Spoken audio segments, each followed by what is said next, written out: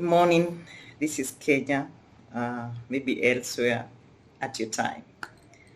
Today, I want to talk about how you identify signs and symptoms of psychological distress in teenagers. This has been motivated by the fact that we, at our center, International Professional Counselor Center, and Susan Gitau Counseling Foundation, we are receiving very many cases of teenagers who are presenting with psychological distress from our assessment, but maybe from the school, it's gross misconduct, from home, it is indiscipline, and from some quarters, it's bad omen following them. This is Africa. We are very superstitious. And so I would like to let the parents and the teachers just have an idea of how you identify a teenager who is psychologically distressed. If we begin with their physical, they may neglect their personal hygiene. They may start even walking funnily. Maybe they have a posture that is disorganized. They may have a posture that is not confident, like majority of them, talking when their necks are leaned on one side, or even their voices are very low. Majority of them, especially who sink deeper into depression, can be very low. And at times it could be an outburst. So you hear that voice is so loud. That voice is like speech is uncontrolled. They are talking very fast. And some who may actually present with severe headaches. Some may present with recurrent stomach problems, even problems that are just around their abdomen, and it's not menstrual cycle hormonal changes like for girls. You may hear some of them saying they're not having enough sleep. You may hear some of them saying that they're not having enough food. So there are all those physical things like increase of appetite, loss of appetite, sleep disturbance. Some can sleep more, they don't want to wake up.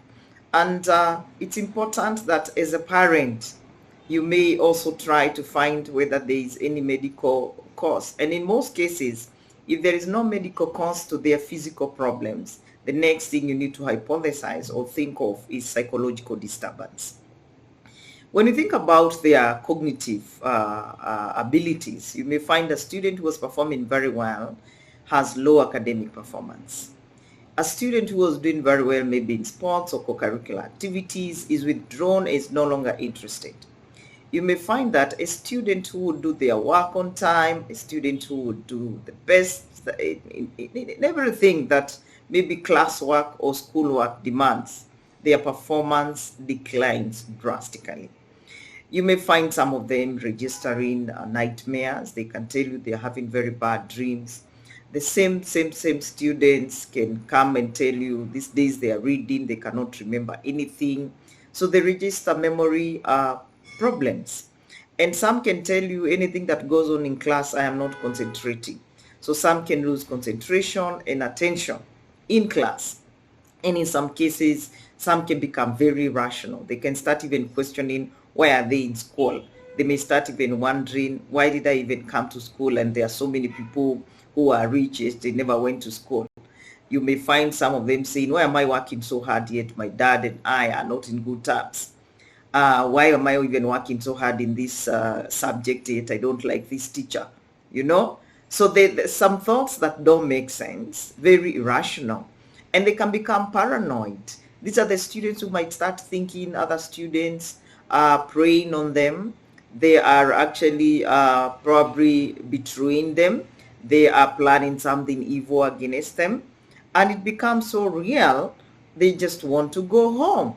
And when they go home, you can imagine when parents, you have received your child at home and they tell you, you know, I just thought people are against me. I just thought people are going to harm me. I just thought my friends no longer like me. And so I felt they might really harm me. And so I just want to come home. And you as a parent, you know how much school fees you paid. And here is your child has come back home. And so many problems that can go to their cognitive aspects. And it's important that we as teachers also try to find out. If I have a student who is declining in academic performance, declining in co-curricular activities, interests they had before, they no longer have, do I just make a judgment they have become a lazy student, or do I do further investigations? Then if we come to the emotional part of their well-being, most of the students who have psychological distress will present with a lot of anger, easily irritable. They have fears, and most of the times is fear of the unknown, a fear of nothing that does not exist.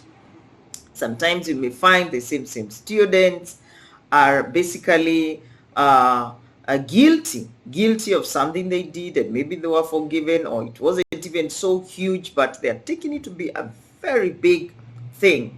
And they can tell you, even if somebody forgave them, even if they shared about it, they process it, they no longer feel forgiven. And sometimes it could be something that they do. You know, teenagers are so curious, and teenagers can try many things.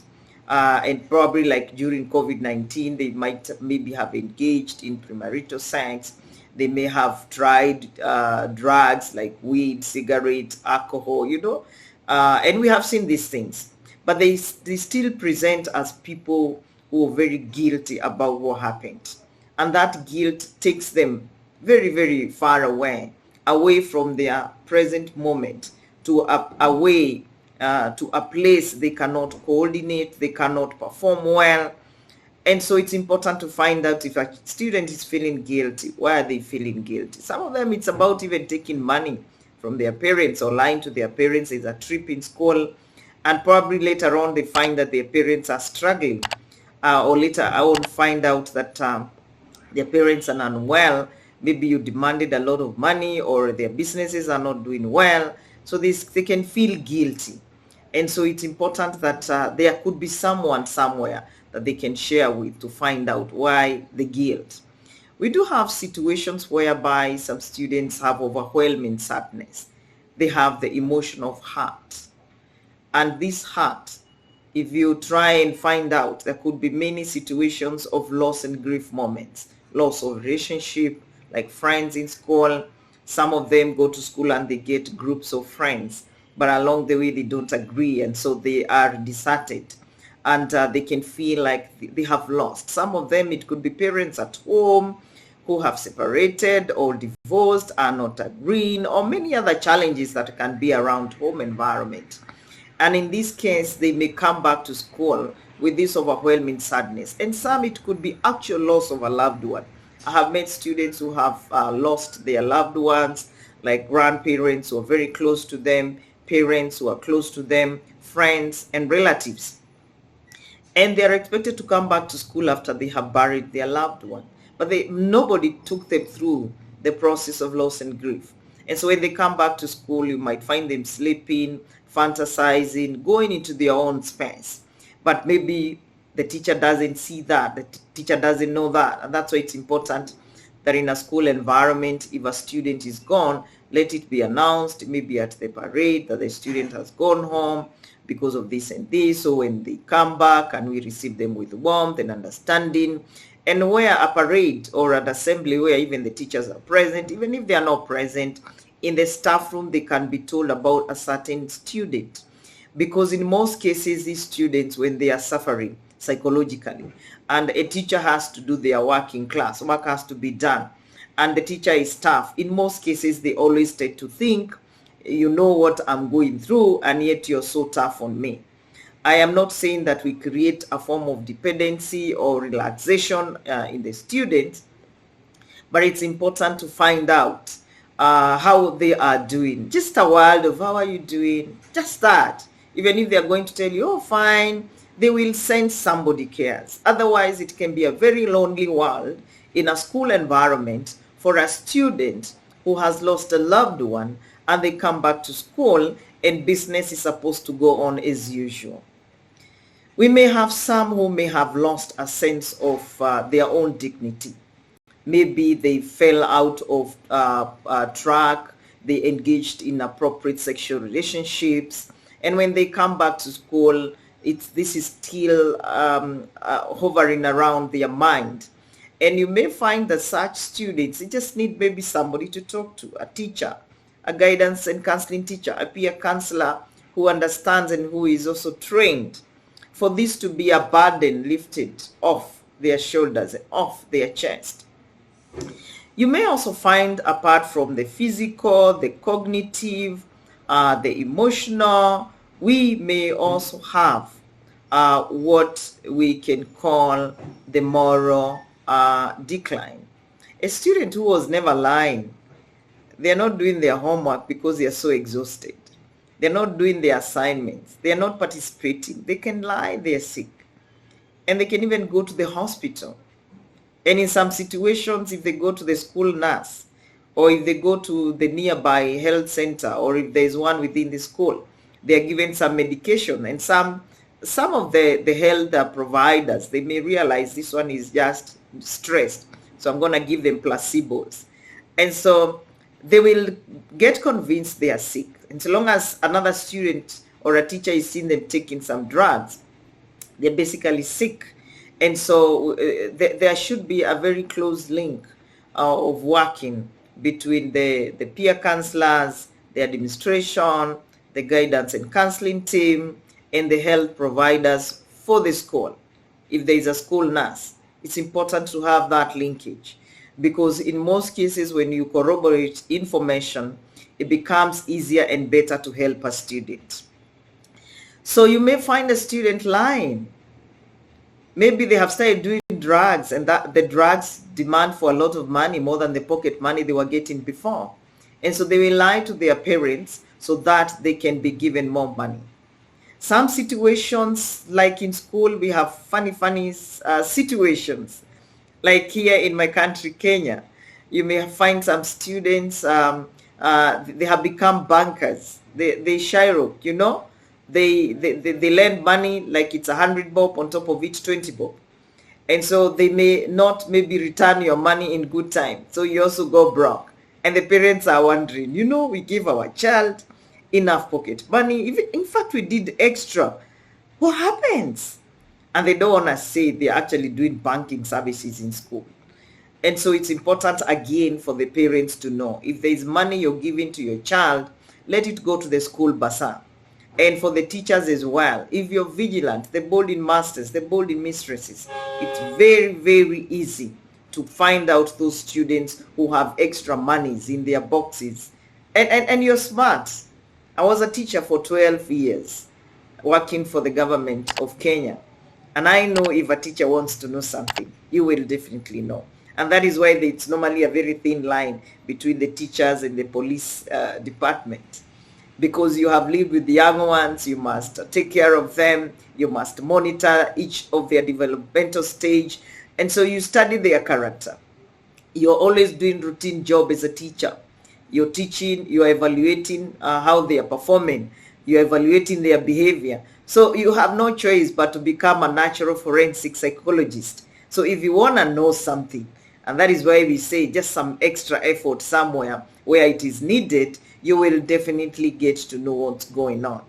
We do also have some students that can carry the phones to school, and they are giving other students, maybe for a small fee, to talk to their parents, to talk to their friends. You can imagine these things happen in our schools. But you can call it a moral issue in this case, because if it is going against the school rules and regulations, then we can look at the moral aspect of our students. What I'm doing, is it right? What I'm doing, is it allowed in school? What I'm also doing to my parents, is it right? And so you may find that this student somewhere may have come from a point of lack. So we have the psychosocial needs, caused them stress, and they thought of ways to doing business in school to earn more money. You may have another one. It is because of the use of drugs, and they are very expensive. So they need money, and the money the parents give them is not enough. So they need to shylock, get more money so that they can do their drugs of choice. There are others that if they came to school with a phone, that phone needs data. It needs bundles to operate. It needs airtime to give to other students. And so at the end of the day, you may find a student who is not fully concentrating in the schoolwork, but their mind are split all over. And all you see maybe as a teacher is someone who is not performing well. what else is happening behind that student's cover. You may find in some situations some students got addicted to playing online games, or they got addicted to watching pornography, or even watching videos and movies. And because they are basically addicted, even if they go back to school, it's a boarding school, they feel they cannot settle. Because when you're addicted, it's like you're hooked psychologically, emotionally, physically, everywhere. Every part of you is hooked to this behavior. And so you may find a student who has basically carried that phone so that they can be able to carry on with their addictive behavior. Do we know that as teachers? Do we know that as parents? And that is why for parents, if you know your teenager has a phone, before they go back to school, they need to give you that phone. I know they tell you cannot access their SIM card. Well, that is the choice is yours as a parent and a child. But you need to see that handset that is left at home, because it can be very serious, especially during exam time. Because if they are seen with that phone, no one will want to understand that they were addicted to playing games or watching porn or watching films and playing games. They will definitely be expelled from school, and that will give them a bad name. So on the other hand, it's good to ask yourself in terms of behavior. Is a student violent? Is a student insulting other people? Is a student probably fighting, physical fighting? Is a student eating too much or not eating?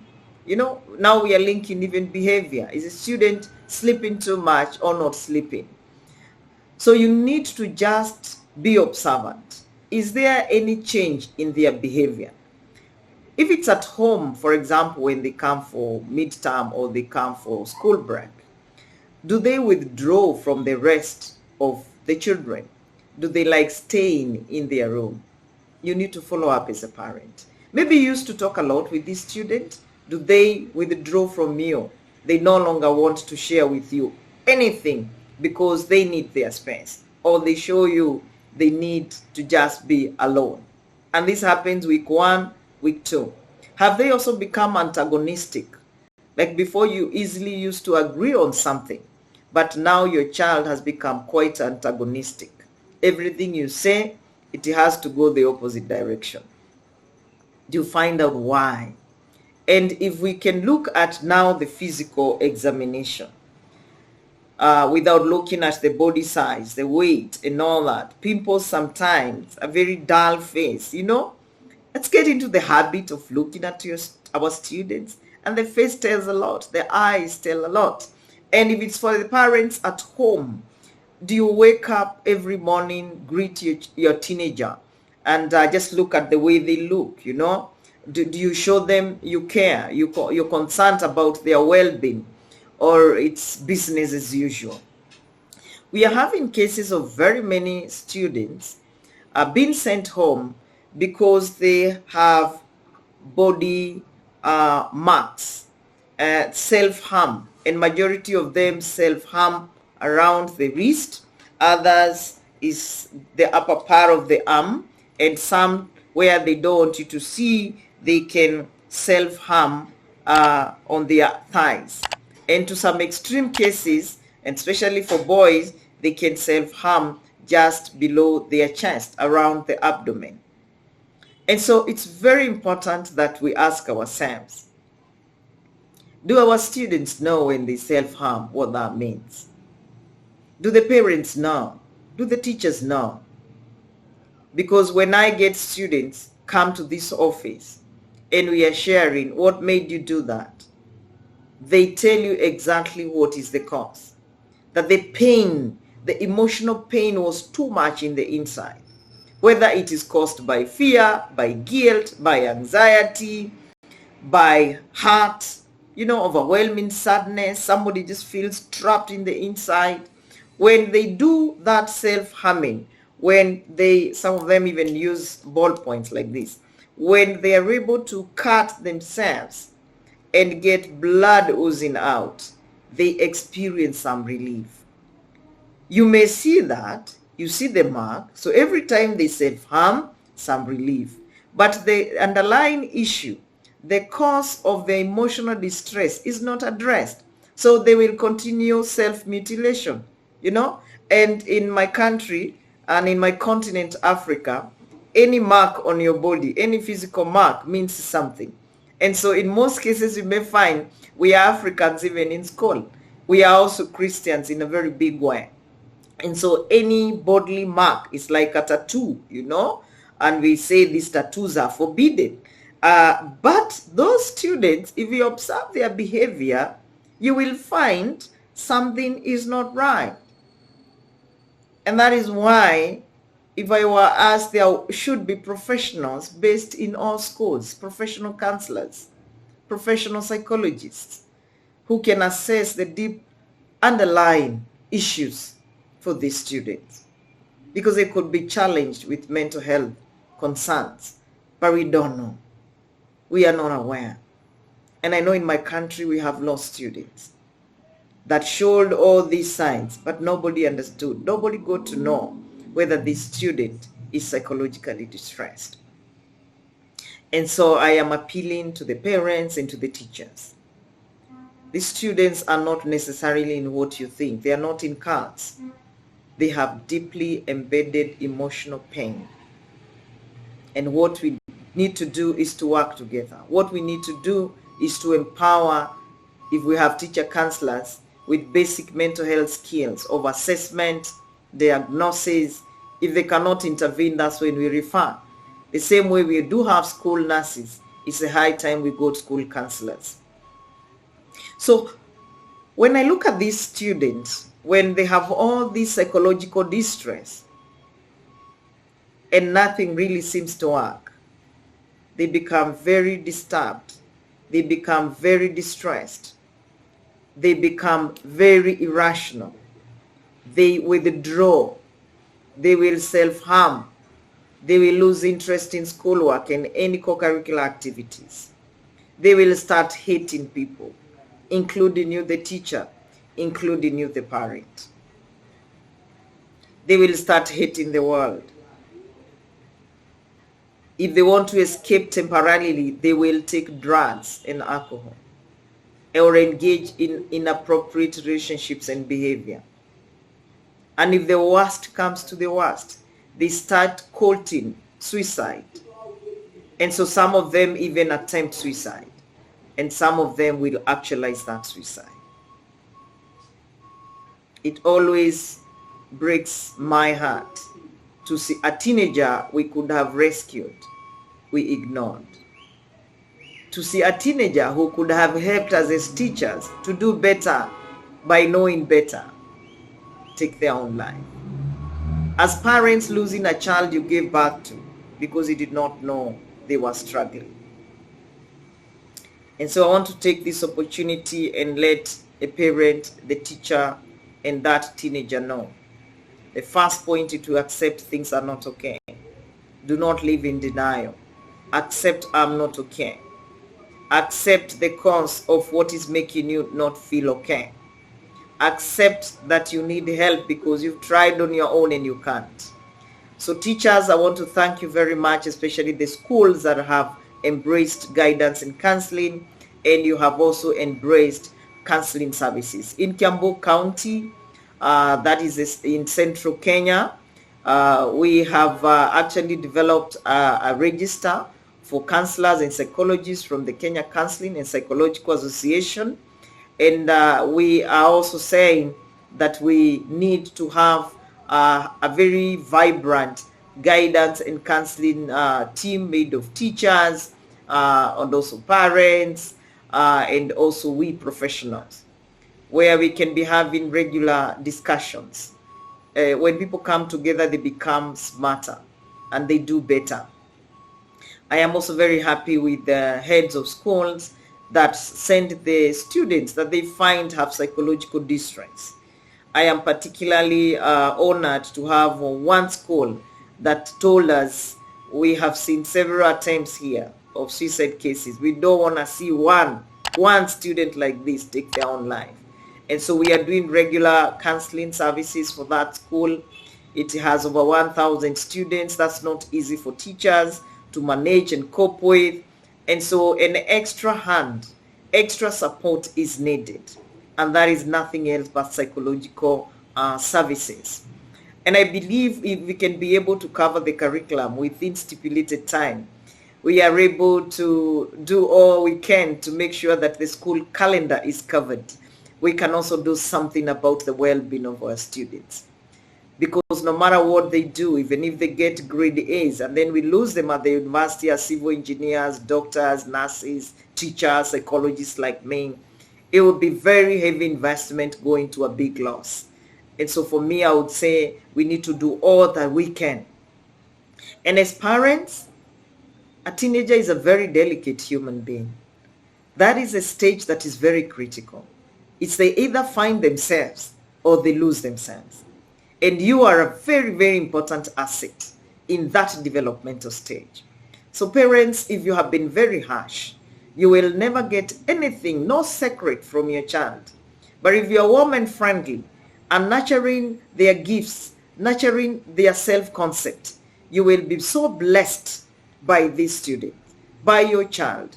The teachers again, and I know there are some teachers who are watching me that have been doing very good work in their schools. Maybe you are not even a trained counselor, but you have helped a multitude of students. Let me tell you, whatever you do on earth will follow you. And I would rather be followed by good acts beyond this earth, into my grave and beyond, other than right now, I see something is happening that is wrong and I don't even raise a voice. I see something that is happening and it is actually killing our future generation and I keep quiet. I would rather raise my voice, and one day, even if the worst comes to the worst, I can say, I raised a voice. And I'm appealing to you, my viewer, raise a voice. And if you are a counselor and you'd want to volunteer services, especially online, kindly get in touch with us on 0722 367619. If you are interested in doing a short course on mental health and basic counseling skills, that actually takes 2 months and we split like the way you want it. If you want blog session, if you want online session, and you really want to help, especially the young people, again, get in touch with us or go to our website of Africana College of Professionals or go to our YouTube channel and comment there. And that is Dr. Susan Gitau. Kindly subscribe and share so that you can help another parent and you can help another teacher. It's been a wonderful session. I have told you I have been motivated to talk about identifying a teenager who is psychologically distressed because of the rising number of cases I am receiving in this office and the rising number of cases I have had because I'm going around churches giving parental guidance to parents. And so every time the way they share about their teenagers and the problems they're experiencing with them, I could basically pick that they are not aware that the teenager is psychologically distressed. May you be blessed as you bless a teenager in this nation and beyond. I have been your one and only Dr. Susan Gitau. God bless you. I would like you to subscribe to my YouTube channel, Dr. Susan Gitau, where you will access mental health tips every week, every month, every year. Thank you.